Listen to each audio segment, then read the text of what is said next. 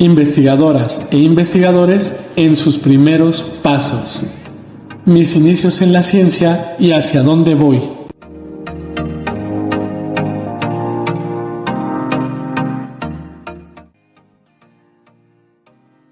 Mi nombre es Isaac Jonathan Pérez Hermosillo. Obtuve la licenciatura en Ingeniería en Bioquímica en la Universidad de Guadalajara.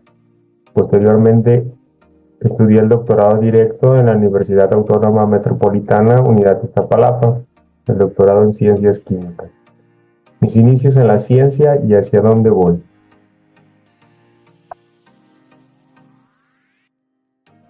Actualmente trabajo en la empresa Granos y Servicios Integrales. Trabajo en un proyecto específicamente con microalgas y al final, les voy a estar compartiendo esta parte. Mis inicios en la ciencia y hacia dónde voy. Primero quisiera agradecer al canal Días Conciencia por invitarme a compartir lo que ha sido mis inicios en estas la ciencia y cómo fue que me involucré en lo que es el doctorado y lo que hago actualmente. Bueno, en aquellos lejanos años del 2011 yo termino mi licenciatura y comienzo a trabajar en una empresa que es de acá de la región Altos Norte de Jalisco, que se llama ProAn. La empresa es una de las más grandes productoras de huevo a nivel internacional y es la mayor productora de huevo a nivel México. Yo, con mi poca experiencia laboral en aquellos entonces, me toca entrar a trabajar en el centro de procesamiento de huevo líquido pasteurizado, donde como ingeniero bioquímico me tocaba toda la parte de control de calidad del huevo. Aquí fue donde me involucré en el proceso y con los estándares de calidad de una empresa como lo es ProAn, te empiezo a dar cuenta que tenemos el nivel de control de calidad como muchos países a nivel mundial, y trabajando en eso me tocó involucrarme en nuevos proyectos o en nuevas determinaciones que se le estaba haciendo al huevo. Me involucré con lo que era la vida de anaquel, algunos productos, y fue así que yo, aparte, ya era una persona que le gusta preguntarse el porqué de las cosas para involucrarme en la ciencia, que después de estar trabajando poco más de un año en esta empresa, decido yo intentar involucrarme en un posgrado, y gracias a que tenía algunos compañeros que estaban estudiando posgrados, me orientaron, y algunos de mis compañeros me mandó alguna invitación para participar en lo que era un seminario de posgrados ahí en la UAM Iztapalapa. Y mientras yo estaba trabajando en esta empresa, pues tuve la oportunidad de visitar este seminario, y es donde yo decido que había que involucrarse en el posgrado. Y en realidad esta parte de los alimentos no es algo que me llamara tanto la atención. Sin embargo, sí es una experiencia que vale mencionar, porque más adelante mencionaré cómo es que haber trabajado primero para esta empresa me tiene actualmente en el puesto que tengo.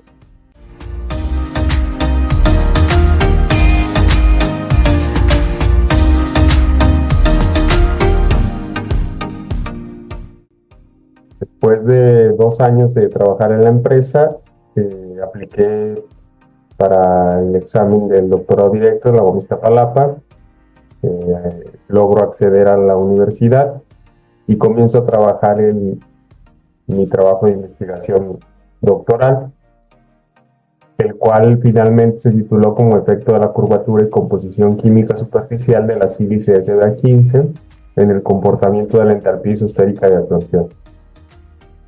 Trabajo en algo completamente diferente. En este caso son fenómenos de absorción para caracterización de sólidos mesoporosos.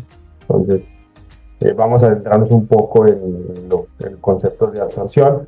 Nos vamos a centrar más en lo que es la absorción de un gas sobre un sólido. El fenómeno de absorción se puede dar también entre diferentes fluidos. Por ejemplo, puede haber una absorción líquido-líquido, absorción líquido-sólido, pero en este caso vamos a trabajar con vamos a estar definiendo nada más conceptos de absorción de gas sólido para fines de caracterización de sólidos mesoporosos, que era lo que en el área de fisicoquímica de superficies de la UAM Iztapalapa se especializa. Entonces, si yo pongo un gas sobre un sólido, este sólido está completamente limpio, lo he dejado al vacío, el gas va a interactuar con el sólido y cierta cantidad de ese gas va a ser absorbida sobre la superficie del sólido. En este caso, se les conoce al gas como un absorbible, el cual puede ser absorbido.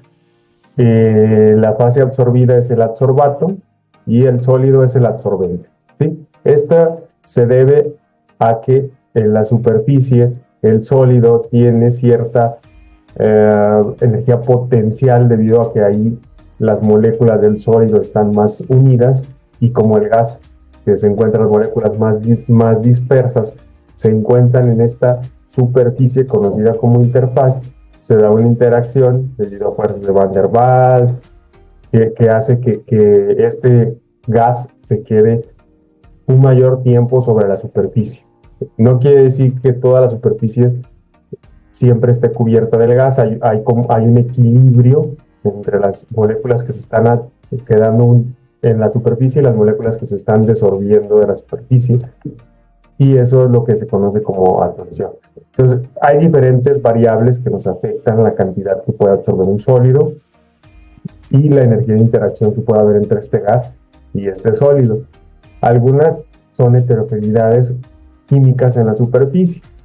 Los sólidos pueden estar compuestos por diferentes elementos, diferentes compuestos, y cuando interaccionan con un gas, si este sólido tiene diferentes zonas con diferentes composiciones, puede haber zonas que tengan mayor interacción, mayor atracción hacia el gas y produzcan que en esas zonas la interacción sea mayor que en otras zonas. Entonces, este tipo de variables se le conoce como heterogeneidad química y provoca cambios en esa interacción. También hay otras cosas conocidas como efectos de confinamiento. A niveles muy pequeños, cuando las cavidades o los poros de un sólido son muy pequeñas, hacen que las moléculas de gas que están interaccionando con ellos se vean afectadas por este potencial generado por el sólido, que es muy diferente al potencial que estaría en una superficie plana, porque ya están más cerca de las superficies y a ambos lados pueden interaccionar con la superficie, entonces se ven afectadas y puede haber una mayor atracción a estos sólidos porosos, ¿sí? Entonces, esas cavidades pueden tener diferentes geometrías y estas geometrías afectan la energía de interacción que se puede tener entre el gas y el sólido. Entonces, en este caso tenemos un ejemplo de si existiera una cavidad, un poro cilíndrico. Este poro cilíndrico ocasionaría que la interacción se viera favorecida en cierta dirección, mientras que en lo que es la longitud del cilindro prácticamente ahí no habría una interacción. En cambio, en una esfera tendríamos una energía de interacción distinta debido a que hay mayor interacción con toda la superficie. Entonces, tenemos que lo que se conoce como radio de curvatura para un cilindro o para una esfera son diferentes. Es una ecuación simple, los modelos actuales pueden ser más complejos, ya se pueden hacer modelaciones moleculares. Sin embargo, esto da una idea que la energía de interacción que se tiene entre un cilindro y una esfera son diferentes y van a producir que el gas se absorba con diferente energía sobre la superficie. Entonces, lo que estábamos trabajando era con la entalpía. Sí, entalpía isosférica de absorción, pero ¿qué significa realmente la entalpía isosférica de absorción? Antes generalmente se conocía como calor isosférico de absorción. Esto es medir la cantidad de calor liberado en condiciones específicas, ¿sí? Cuando nosotros tenemos la superficie y se absorbe la primera capa de gas sobre el sólido, se libera una cierta cantidad de calor, ¿sí? Esa cantidad de calor, bajo ciertas condiciones como la presión constante, temperatura constante y área del sólido constante, es lo que llamamos entalpía isosférica de absorción. Se mide a través ahorita les voy a enseñar unas gráficas a través de las isósferas de absorción, y lo que nos va dando es una gráfica de la cantidad de calor liberado o la entalpía isosférica de absorción conforme se va aumentando la cantidad absorbida de gas. Entonces vamos obteniendo una gráfica como lo que se muestra, donde va aumentando la cantidad absorbida y vamos viendo cómo puede variar esa cantidad de calor y obtenemos un perfil o una huella digital de cómo se comporta ese sistema de ese gas específicamente con ese sólido específicamente, cómo va cambiando esa energía de interacción conforme va aumentando la cantidad de moléculas absorbidas sobre el sólido.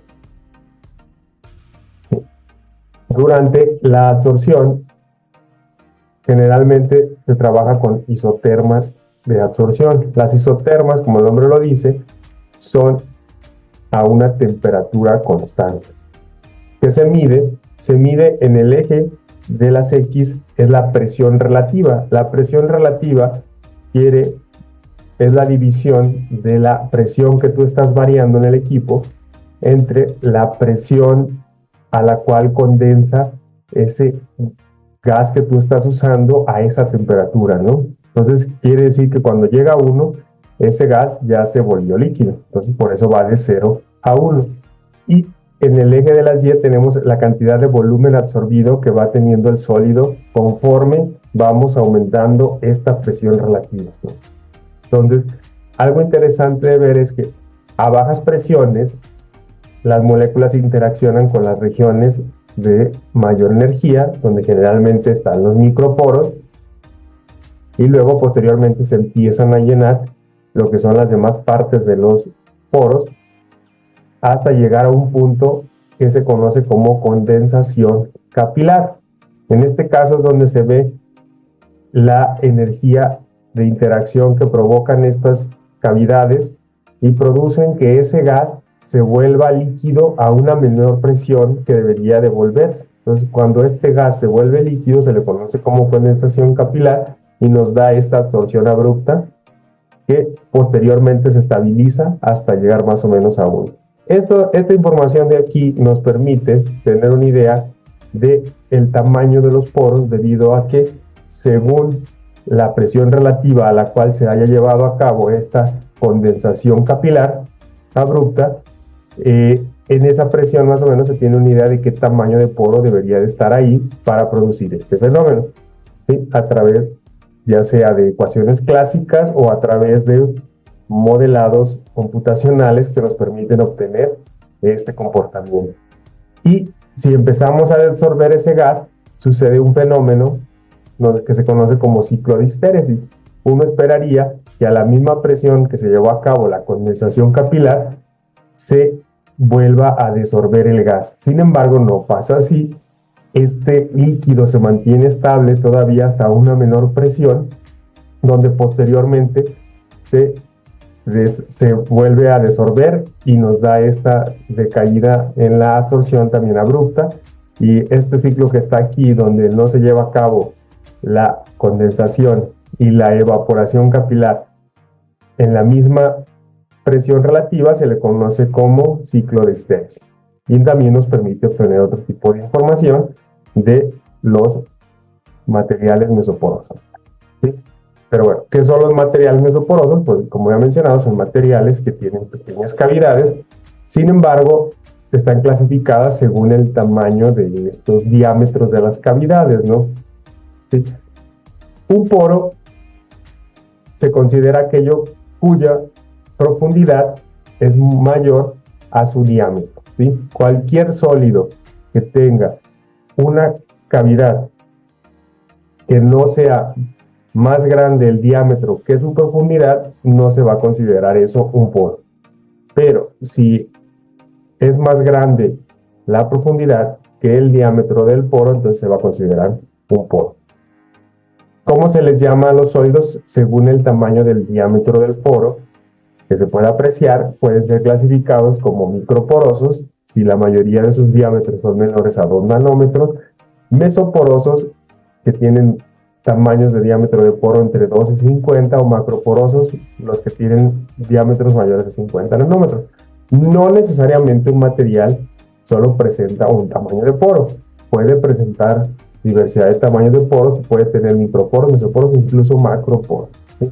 En general, los macroporos, a través de las técnicas de absorción de gases, no se pueden caracterizar los tamaños de poros. Hay otro tipo de técnicas que permiten caracterizar este tipo de sólidos, pero se podría obtener algún tipo de información sobre el área superficial de los materiales, ¿sí? El material SBA15 que utilizamos en el estudio de tesis del doctorado es un material que se caracteriza por tener poros cilíndricos. Entonces son poros cilíndricos muy bien definidos.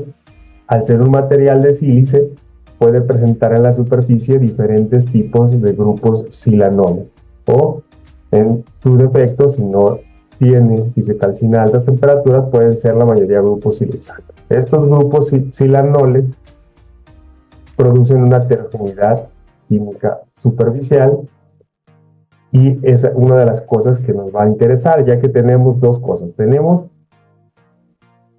que tiene poros cilíndricos muy bien definidos, ya no tenemos que trabajar mucho en eso, y tenemos que puede tener una heterogeneidad química superficial sobre la superficie, la cual vamos a manipular a través de calcinaciones y procesos de rehidroxilación.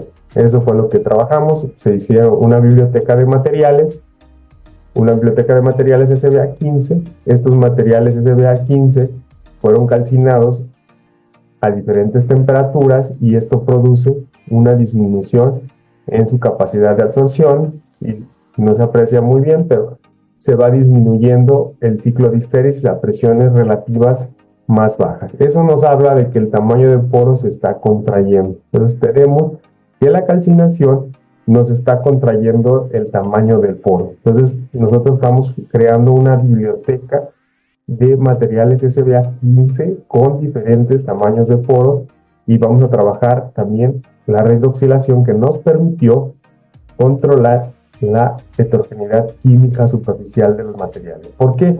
Porque vamos a estudiar el efecto de estas dos variables en la entalpía isosférica de absorción. Entonces, estamos generando, o se generaron, una serie de materiales con diferentes tamaños de poros y composición química superficial.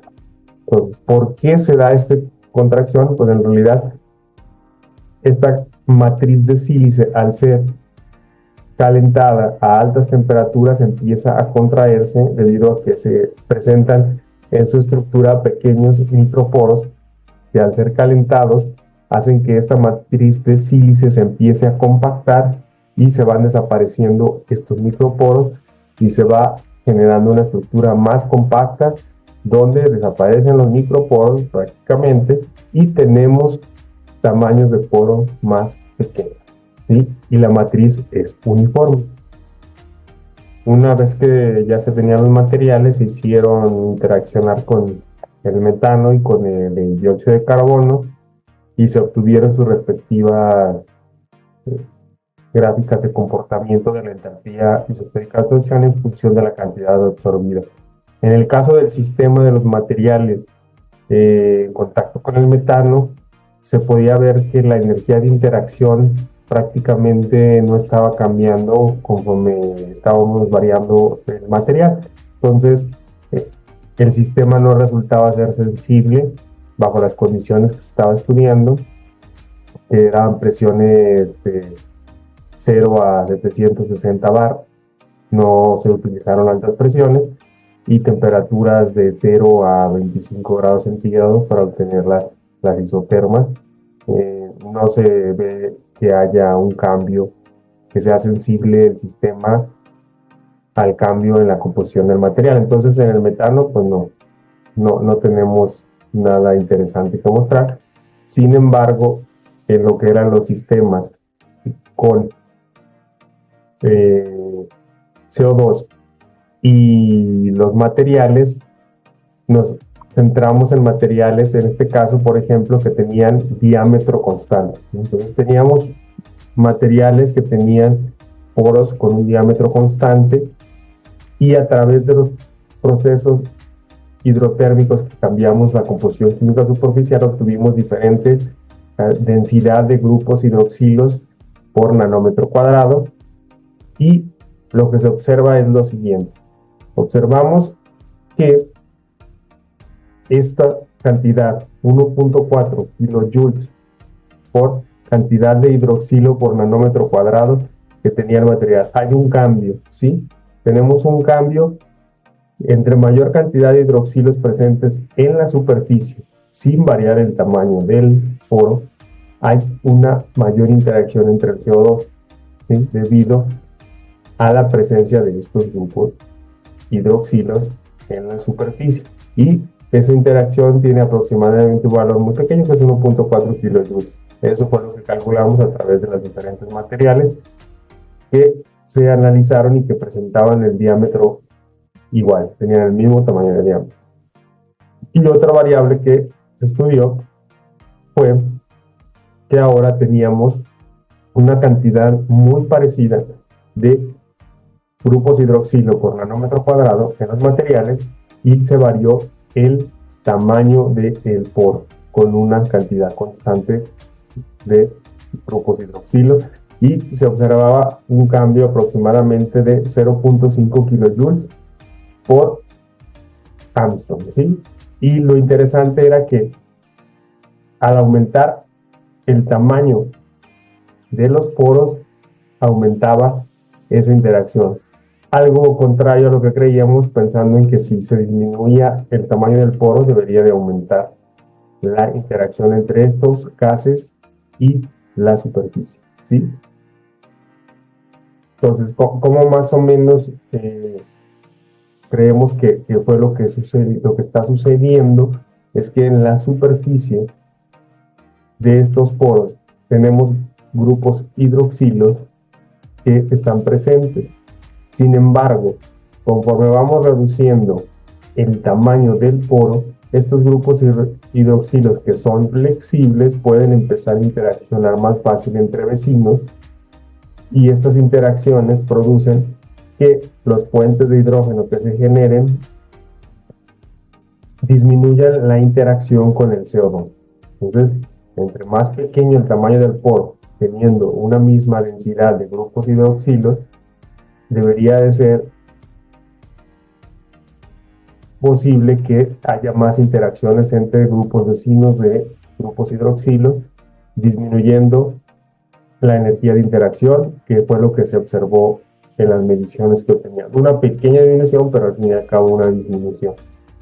Esto se debe porque una molécula de CO2 puede interaccionar con la superficie de silicio con diferentes ángulos. Uno puede ser donde una sola molécula de CO2 interacciona con dos grupos hidroxilos, o cuando están interaccionando cada molécula de CO2 con un grupo hidroxilo. Y esto va a depender de la distancia que haya entre los grupos hidroxilos en la superficie del sólido. Entonces, si estos grupos hidroxilos están interaccionando entre ellos, van a disminuir las interacciones con los grupos CO2 y va a disminuir la energía de interacción. Hasta aquí fue donde trabajamos por la parte del doctorado, obteniendo estas energías de interacción de la entalpía, y posteriormente ya me gradué y me invitaron a trabajar en la empresa que anteriormente ya había trabajado en PROAL, pero ahora en otra sección, en otra división del grupo, del consorcio, en un proyecto. Primero, bueno, gracias. Quisiera agradecer mucho a lo que es mi asesor, el doctor Marcos Esparza, mi coasesor en paz descanse, el doctor Armando Domínguez, el grupo de fisioquímica de superficie, el doctor Isaac Conhauser, el doctor Fernando Rojas, mi compañera y también que forma parte de Días Conciencia, la doctora Reina. Y no todo en el doctorado es trabajar y estudiar, también hay congresos donde uno sale a conocer lo que se está haciendo en otras partes del mundo y a compartir lo que uno está trabajando para enriquecerlo. Y tuvimos la oportunidad de viajar a congresos internacionales y con algunos compañeros a compartir nuestro trabajo y a ver lo que se está haciendo en otras partes del mundo. También dentro de México se realizan muchos congresos, conferencias, son muy buenos, no son como el gobierno dice que son para la gente fifí, nada de eso. La gente tiene que compartir sus experiencias y qué mejor manera que en persona para compartir este conocimiento, ¿sí? Y ahora sí, aquí es donde yo regreso a lo que es la empresa. La empresa en la que trabajo actualmente se llama Granos Servicios Integrales, GSI. Trabajamos con lo que son cultivos de microalgas o cianobacterias, y voy a hablar brevemente porque pues no tengo mucha autorización para compartir todos los resultados exactamente, pero vamos a ver algo superficial de lo que estábamos haciendo y vamos a empezar con lo que es la etapa de cultivo y terminaremos con las posibles aplicaciones que se puede tener de este tipo de cultivos de microalgas. Entonces, las microalgas generalmente tenemos una especie de semillas o cepario donde tenemos diversas especies de microalgas. Las podemos tener de manera activa en matraces o las podemos tener también en placas Petri o en tubos Falcon, donde están vivas. Sin embargo, pues no están en fase de crecimiento acelerado, ¿no? Van muy lentamente, de manera. Después de esto, si queremos, podemos estar escalándolos a matraces de 5 litros, colocando sus respectivos nutrientes, su respectiva cantidad de agua. Todo esto se hace dentro del laboratorio. Después se puede escalar a 20 litros, usamos garrafones, ya va siendo algo un poquito más industrial, menos laboratorio. Posteriormente, estos garrafones se pueden adaptar a invernaderos donde se pueden poner en costales de 50 litros o reactores de 100 litros, depende de las condiciones. Tenemos costales de 50 litros para posteriormente usar esos costales para inocular los reactores, ¿no? Tenemos reactores de 2.500 litros, reactores Raceway se llaman, donde las microalgas son agitadas por estas paletas que están aquí para evitar que precipiten, y con ayuda del sol se van reproduciendo, y cuando se alcance cierto nivel de saturación en el medio, pues se pueden cultivar, ¿sí? Actualmente trabajamos a nivel ya a escalas más grandes, trabajamos con lo que es la cianobacteria espirulina, específicamente con la Arthrospira max, que al microscopio se puede ver aquí como se ve una especie de espirales. Es interesante porque presenta una composición de alrededor del 65% de proteína, que fue lo que le interesa a la empresa, generar fuentes de proteína. En este caso, la idea iba enfocada en un principio más a lo que era consumo animal.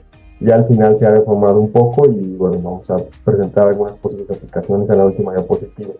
Se colaboró con la UNAM. La UNAM tiene un proyecto de lavado de biogás. El lavado de biogás, a grosso modo, consiste en usar el cultivo completo, así el agua del cultivo con las microalgas, en un filtro donde se va introduciendo este cultivo y se va burbujeando el biogás de los digestores anaeróbicos. El biogás de los digestores anaeróbicos es una mezcla entre metano, CO2, ácido sulfídrico y otras pequeñas cantidades de muchos otros gases. Pero la idea es que el CO2 y el ácido sulfídrico se disuelvan en el cultivo a través de este filtro. En este filtro, que se ve en la foto aquí como una especie de cohete, se va revolviendo el líquido y el gas. Y por la parte superior, el metano no se absorbe prácticamente en el cultivo y va saliendo el gas, el biometano que le llaman, o gas lavado. Y todos los gases que se disolvieron en el cultivo regresan al cultivo, donde a través del sol se hace la fotosíntesis y muchos de estos compuestos se van incorporando a la biomasa de las microalgas, ¿no? A las microalgas mismas. Entonces, las microalgas se cultivan a través de filtros. Nosotros tenemos algunos filtros para cultivarlas y obtenemos esto que conocemos como biomasa. Esta es la biomasa húmeda que posteriormente se puede poner a secar con un secado solar, y después del secado solar se puede dar un tratamiento térmico para obtener un producto que ya esté más libre de contaminación por bacterias patógenas. Entonces tenemos ya una biomasa. ¿Para qué se puede usar esa biomasa? Pues dependerá del mercado donde se quiere introducir. Actualmente se están trabajando en diferentes aplicaciones. En el mercado existen muchos biofertilizantes a base de microalgas, espirulina específicamente, algunas otras cosas como espirulina para consumo humano, que también ya está mucho en el mercado y bajo ciertos estándares de calidad se puede lograr. Y la aplicación que nosotros estamos buscando más es el consumo animal, y específicamente para caballos, ¿no? Entonces trabajamos ahorita en este tipo de aplicaciones, pero ya en el mercado hay varios productos que la están manejando.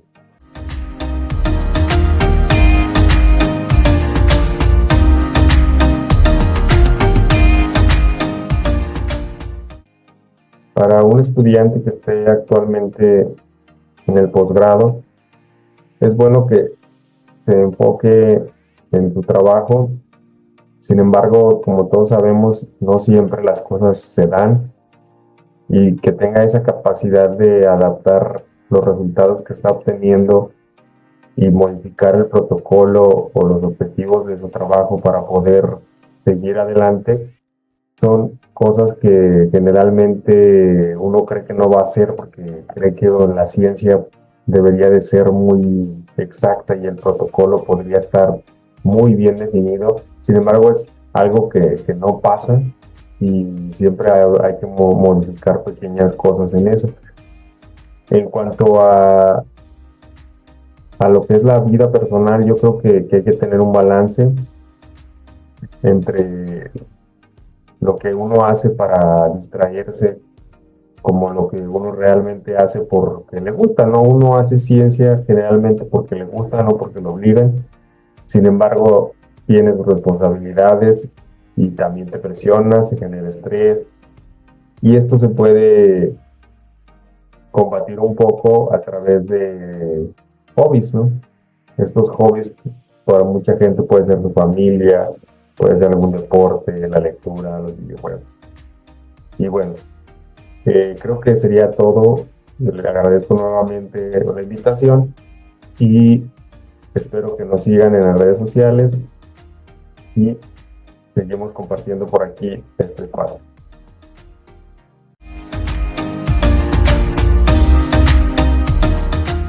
Días con Ciencia. Hagamos de la ciencia un hábito.